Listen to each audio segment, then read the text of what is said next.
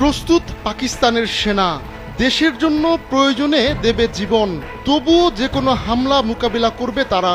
ভারতের ক্রমাগত হামলার হুমকির মুখে এভাবেই গর্জে উঠলেন পাকিস্তানের প্রধানমন্ত্রী শাহবাজ শরীফ। দেশকে রক্ষায় সবকিছু করতে প্রস্তুত তার দেশ, এমনটাও বলছেন পাক প্রধানমন্ত্রী। পাশাপাশি তুড়ি মেরে উড়িয়ে দিয়েছেন নয়াদিল্লির অভিযোগও। বলছেন কাশ্মীরের ঘটনায় হোক নিরপেক্ষ তদন্ত। নয়াদিল্লির দাবি, কাশ্মীরের সন্ত্রাসী হামলায় ইন্ধন ছিল পাকিস্তানের, আর ইসলামাবাদ বলছে তাদের কোনো সম্পৃক্ততা নেই। কিন্তু তাতে মন গলছে না ভারতের।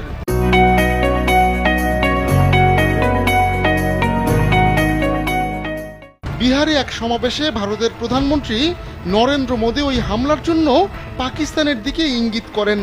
বলেন, হামলাকারী ও তাদের ইন্ধনদাতাদের খুঁজে বের করতে প্রয়োজনে পৃথিবীর শেষ প্রান্তে যাবে ভারত। তবে পাকিস্তান শুরু থেকেই এমন অভিযোগ নাকচ করে আসছে।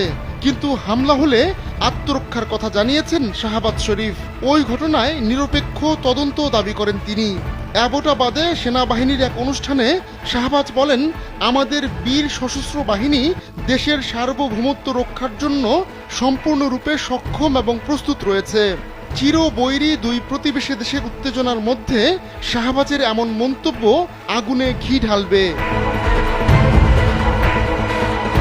পরমাণু শক্তিধর দুই দেশ এখনো সরাসরি সামরিক সংঘাতে জড়ায়নি। তবে এরই মধ্যে বাণিজ্যিক ও কূটনৈতিক ক্ষেত্রে পাল্টাপাল্টি নানা শাস্তিমূলক পদক্ষেপ নিয়েছে দুই দেশ। আর পরপর 2 রাত কাশ্মীর সীমান্তে গোলাগুলি হয়েছে ভারত ও পাকিস্তানের সেনাদের মধ্যে।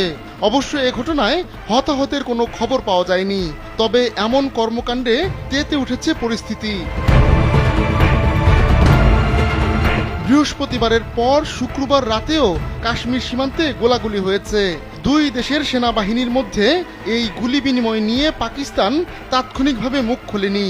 তবে ভারতের সেনাবাহিনী বলছে বিনা উস্কানিতে গুলি ছোড়া হয়েছে। অবশ্য এর জবাবও দিয়েছে ভারতীয় বাহিনী।